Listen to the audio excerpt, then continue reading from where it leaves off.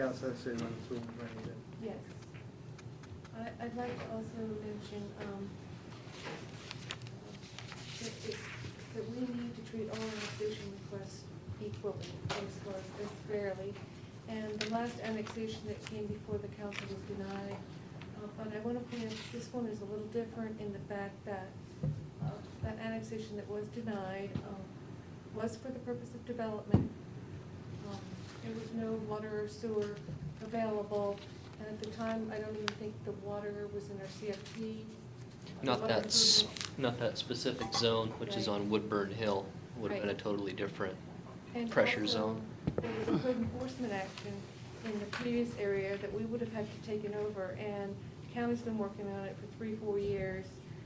The amount of staff time that it has taken and the liens on the property, the city of Washington just couldn't possibly take over that responsibility. And there was significant opposition from some of the property Yes. owners. So I have a question for you regarding the uniform policy with regards to annexation. Do we have an annexation policy? Yes. Beyond just saying it needs to be uniform, but these are our criteria? Yes, we do. I can email it to you. That'd be We great. have Council's actually adopted, I believe it's a resolution. And then there's also criteria in the revised code of Washington. The property has to be contiguous. You can't have it any other Yeah. way. Yeah. That sort of thing. Okay, And thanks. there's also a timeline, isn't there? Well, the city has adopted a timeline of when we will accept them so that you can look at all annexations at the same time and see what the impacts are going to be to the city. So we only accept them one time a year. Rod? Just for everybody's reference, and the reason I know this, I couldn't have told you last week, but we had a fire drill the other night and we did addressing drills. And if anybody ever wants to go find some really odd addresses in the city, the fire department's got them and we can go, there's places that you wouldn't think. We actually have the last address on what would be W Street. We have a 5900 W Street. So we are already covering a home Across the that's street. clear out and up in that red Huh. box, top of the red box area right now. Hmm. So we're up there already. This is just another, because my first thought was when we asked the chiefs, what kind of an impact is it to your departments? But we're already up there. Now, they don't get the typical 5-minute response time, like the guy that lives across the street from the fire station, but, we're still within our 90% of the time hitting them 5 minutes or less. May I ask a question? Are you up there because it's a mutual response type thing? Or? Not necessarily. When we go looking for addresses, there's a little Oh, address that oh, goes okay. I down get it. I behind the misunderstood you. water towers on 32nd. It's an odd address to try to find at 3 o'clock in the morning when it's raining kind of thing. So we go out when we can and see these addresses and familiarize ourselves with them. So this is, and that's, like I said, that's what I said, we were up there at 5900 W Street just the other day, just as a looking to find these addresses. So we're already up there. Any other questions for Joanne on this one? Okay. Moving on, public hearing for business enhancement factor. Yes, council, this is an economic development proposal. As you remember, that you adopted a business enhancement factor, which, to remind you, is a reduction in transportation impact fee up to 30% for high retail sales tax generating businesses. Well, the city has been shown to be very interesting to some other types of businesses that do generate retail sales tax, to be more specifically listed on the table. And so I wanted to run it by you to see if you would agree to other uses that were determined by the Director of Community Development in conjunction with Finance Director, determined to generate the same or even more retail sales tax. So it's just to provide that opportunity. So if I understand correctly, the part that's shaded is the part that's changed? Okay.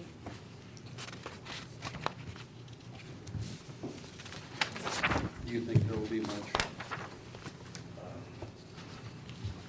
comments on this particular issue? I think it would be very positive.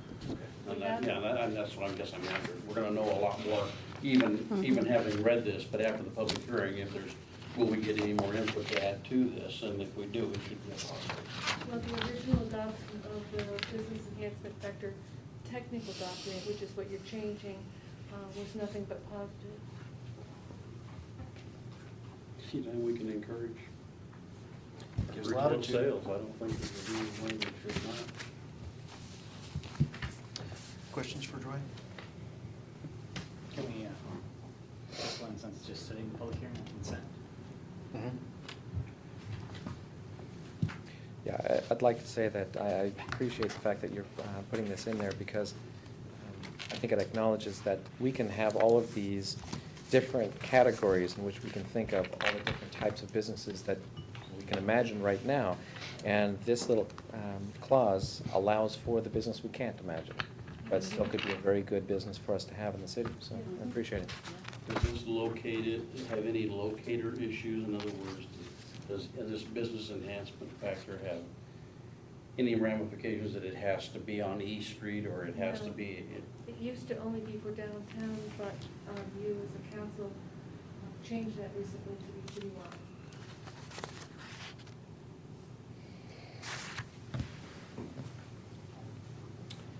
Final questions? Trevor, All right. SPSA for Wallace. Yes. First agenda item is in regards to Universal Field Services. They've acted as our right-of-way acquisition team in regards to the E Street project. I was approached by Seth and Brady with a cost overrun in regards to the project. They outline, I think, in 7 or 8 different line items specifically where the overrun occurred in a letterhead from Universal to Brady, the project manager.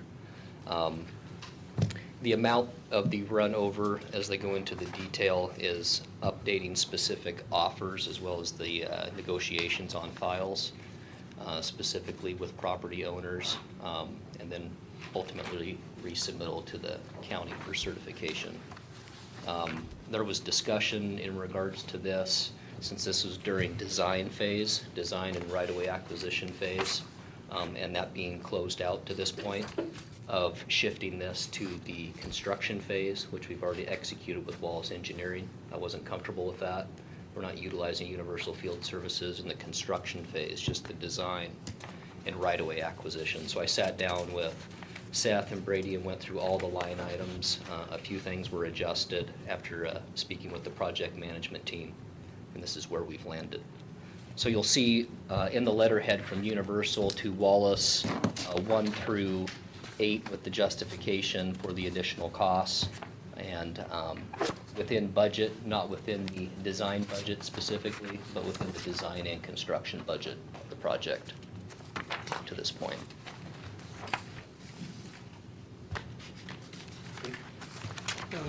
I notice in here that we're dealing with requests for reimbursement from Precious Paws for moving expenses.